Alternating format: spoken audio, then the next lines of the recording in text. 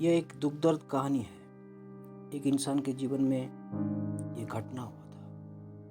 एक गांव में एक लड़का रहता था जिसका नाम शंकर था। जिस समय शंकर का उम्र 8 साल था, उस समय शंकर का पिता माता गुजर गए थे। शंकर का पिता माता चले गए जाने के बाद कोई उपाय नहीं पाकर वो एक खतरनाक गैंग में शामिल हो गया। गैंग में शामिल होने के बाद शंकर चोरी डकैती करना शुरू कर दिया। हर किसी से पिस्तौल दिखाकर हर सामान छीन लेता था।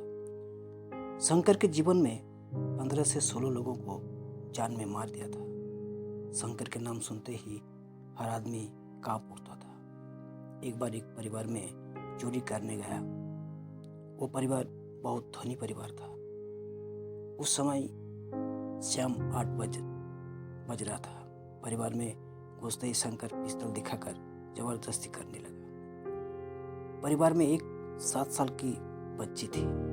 वो बच्ची समझ गई थी कि आज मेरे पिता को मार देगा, लेकिन वो बच्ची अपने पिता को बचाने के लिए वही पिस्तौल को पकड़ ली और पिस्तौल से गोली निकल गई। गले के नीचे वो गोली लग गई। कुछ देर के बाद पिता माता की आंखों के सामने दम तोड़ दी। शंकर निशाना गोली चलाने का नहीं था। बच्ची को किस्मत और शंकर का पाप कर्म कौन टाल सकता है। ईश्वर के विचार अपने कर्म के माध्यम से भुगतना पड़ता है। 2 महीने के बाद शंकर के जीवन में एक घोर संकट आया।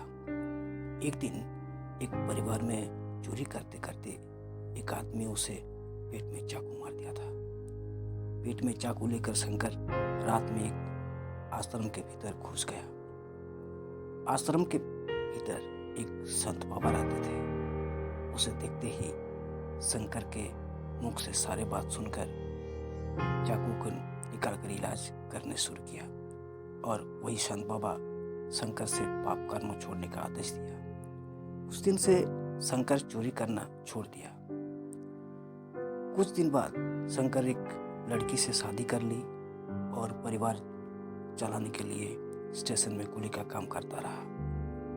2 साल बाद शंकर के जीवन में एक बच्ची आ गई। शंकर वो बच्ची को बहुत प्यार करता था। शंकर अच्छा आदमी बन गया था। धीरे धीरे बच्ची को उम्र बढ़ती गई। बच्ची का नाम सुमी थी।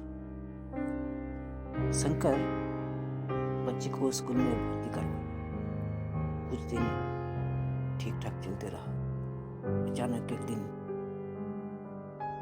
सुमी स्कूल में बेहोश हो गई और गिर गई। स्कूल मास्टर शंकर को खबर दिए। उसके बाद एक डॉक्टर के पास ले गए। सीटी स्कैन करने के बाद पता चला कि बच्ची को ब्रेन ट्यूमर हो गए। बचने का कोई भरोसा नहीं है।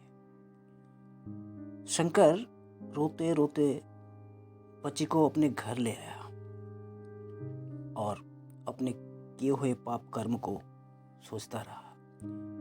धीरे धीरे बच्ची दुबला पतला हो गई। बच्ची के पास शंकर जाने का हिम्मत नहीं था, लेकिन हर समय वो बच्ची कहती थी, पापा मैं जब बड़ी हो जाऊंगी मैं घर का काम सब करूंगी।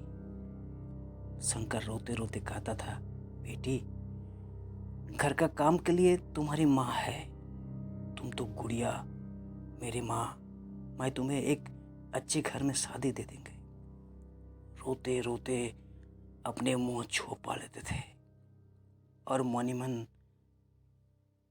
सोचते थे, मेरा दुष्कर्म के वजह से यह सब हुआ। धीरे धीरे बच्ची खाना पीना छोड़ दिया।